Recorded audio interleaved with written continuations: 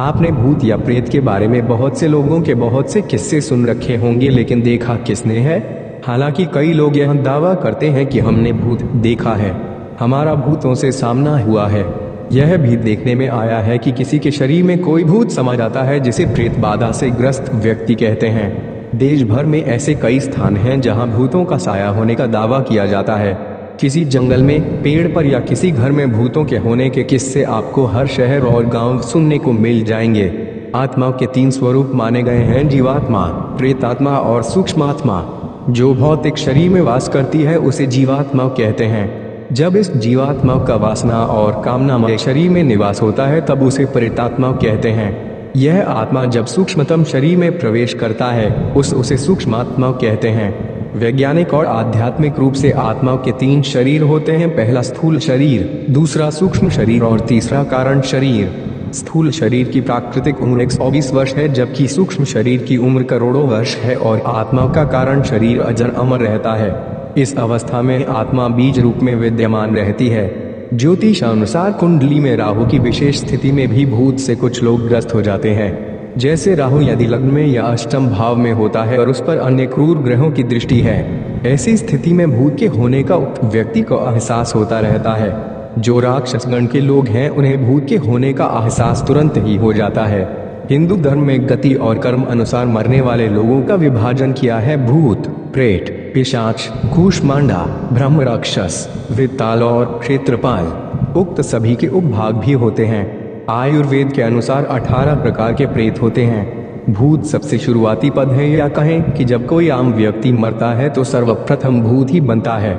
यदि किसी व्यक्ति को भूत लग गया है तो वह पागल की तरह बात करने लगता है। मूढ़ होने पर भी वह किसी बुद्धिमान पुरुष जैसा व्यवहार भी करता है। गुस्सा आने पर वह कई व्यक्तियों को एक साथ पछाड़ सकता है।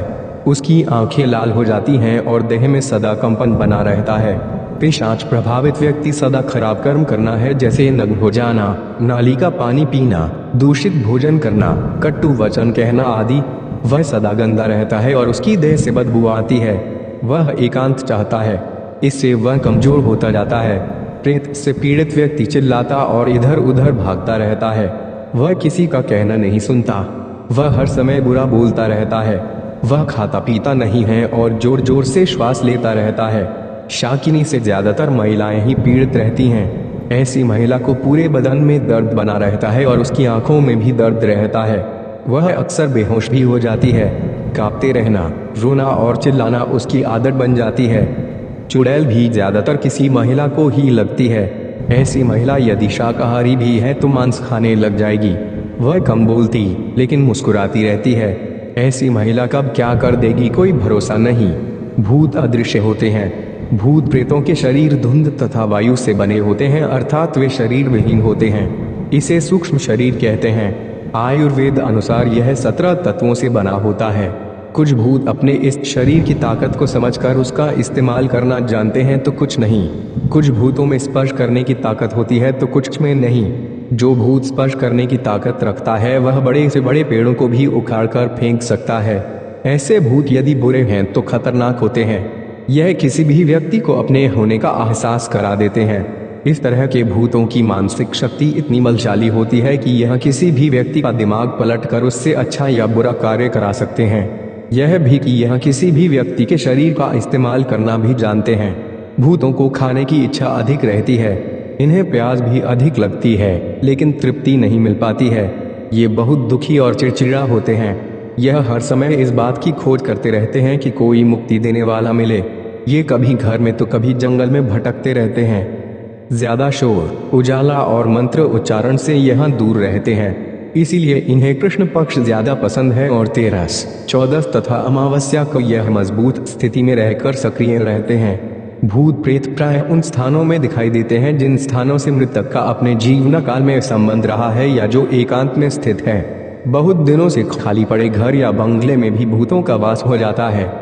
हिंदू धर्म में भूतों से बचने के अनेकों उपाय बताए गए हैं। पहला धार्मिक उपाय यह कि गले में होम या रुद्राक्ष कला केट पहने, सदा हनुमान जी का स्मरण करें। चतुर्थी, 13, 14 और अमावस्या को पवित्रता का पालन करें। शराब न पिएं और ना ही मांस का सेवन करें। सिर पर चंदन का तिलक लगाएं। हाथ में मौली अवश्य बांध कर रखें। प्रेत बाधा दूर करने के लिए पुष्य नक्षत्र में धतूरे का पौधा जड़ सहित उखाड़कर उसे ऐसा धरती में दबाएं कि जड़ वाला भाग ऊपर रहे और पूरा पौधा धरती में समा जाए। इस उपाय से घर में प्रेत बाधा नहीं रहती। हनुमान जी के बाद मां कालिका के स्मरण मात्र से किसी भी प्रकार की भूत बाधा है तो तत्काल ही हट जाती है। मां काली के कालिका पुराण में कई मंत्रों का उल्लेख मिलता है। सरसों के तेल का या शुद्ध घी का दिया जलाकर काजल बना लें। ये काजल लगाने से भूत प्रेत पिशाच आदि से रक्षा होती है और बुरी नजर से भी रक्षा होती है। पितृपक्ष में हिंदू अपने पितरों का तर्पण करते हैं। इससे सिद्ध होता है कि पितरों का अस्तित्व आत्मा अथवा भूत प्रेत के रूप में होता है। गरुड़ पुराण में भूत प्रेतों के विषय में विस्तृत वर्णन मिलता है। श्रीमद् भागवत पुराण में भी धुंधकारी के प्रेत बन जाने का वर्णन आता है। गोस्वामी तुलसीदास जी को एक भूत ने ही बताया था कि आपको हनुमान जी कहाँ मिलेंगे। वह भूत के रूप में एक यक्ष ने ही युधिष्ठिर से कई तरह के प्रश्न पूछे थे। अगर आपके साथ भी कोई भूतिया घटना हुई है तो कमेंट में हमें जरूर बताएं। वीडियो पसंद आई हो तो लाइक करें और ज़्यादा से ज़्यादा शेयर करें। ऐसी ही रोचक वीडियोस देखते रहने के लिए चैनल को सब्सक्राइब करें और बेल आइकॉन को भी दबा दें ताकि आने वाली वीडियोस का नोटिफिकेशन आपको मिल सके। मिलते हैं एक नई वीडियो के साथ।